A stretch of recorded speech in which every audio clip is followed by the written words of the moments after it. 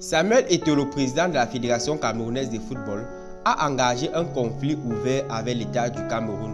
La Fédération camerounaise de football et son président Samuel Eto'o ont engagé un conflit ouvert avec l'État. L'ancien footballeur du FC Barcelone avait remercié Rigobert Song, l'ancien sélectionneur des Lions indomptables.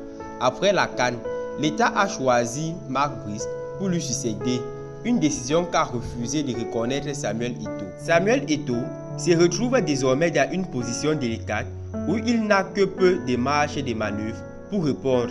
Depuis son élection à la tête de la FECAFOOT en décembre 2021, son bilan est très contesté. Sa gouvernance est jugée trop solitaire par de nombreux observateurs.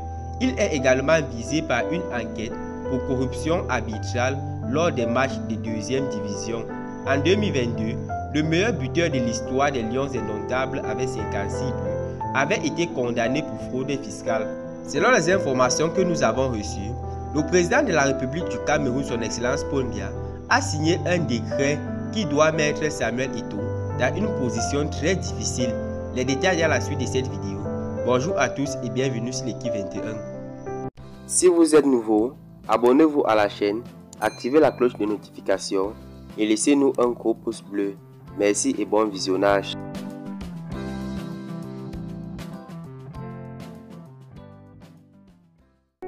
C'est un nouveau séisme qui touche le football camerounais. Ce vendredi soir, Samuel Eto'o a décidé de virer purement et simplement Marc Brice, le sélectionneur, qu'il avait pourtant aboudé à ce poste il y a peu, en s'appuyant sur une décision de la Chambre de conciliation et d'arbitrage du Comité national olympique camerounais rendue dans la journée.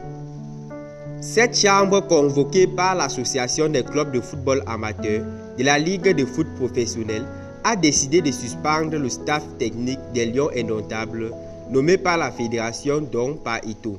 Le but était d'empêcher la star de placer ses hommes à côté de Brice, l'homme choisi par Narcisse Mouele Kombi, le ministre des Sports, contre son avis qu'il avait finalement accepté de garder à la tête des Lions indomptables. Là où certains auraient baissé les bras, lui il ne s'est pas avoué vaincu. Il a ensuite pris tout le monde à revers. Au lieu d'attaquer cette décision, Eto'o l'a accepté et en a profité pour suspendre le staff dans sa totalité, Brice y compris. Il a retourné la situation à son avantage, profité d'une erreur peut-être de ses adversaires et prévenu qu'il enverrait une lettre à la FIFA pour entériner ses départs.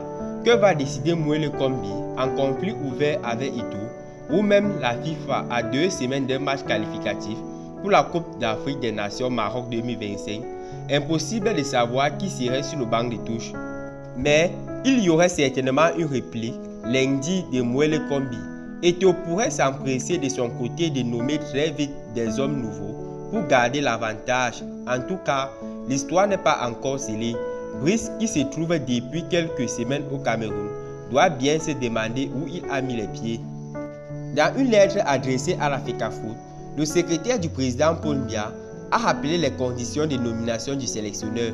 Les membres des structures d'engagement des sélections sont recrutés soit sur la base d'un contrat signé avec le président de la Fédération camerounaise de football, après avis obligatoire du ministre chargé des sports, soit sur la base d'une mise à disposition par l'État. Le ministre des Sports, Narcisse Mouele Kombi, a évoqué dans sa lettre à la FECAFOOT l'existence d'une convention selon laquelle l'État, puisqu'il rémunère le sélectionneur, aurait le droit de faire prévaloir son choix. Il ajoute que puisque la nomination de Marc Brice a été validée par le président de la République du Cameroun, Paul Biya, elle ne pourrait souffrir d'aucune contestation.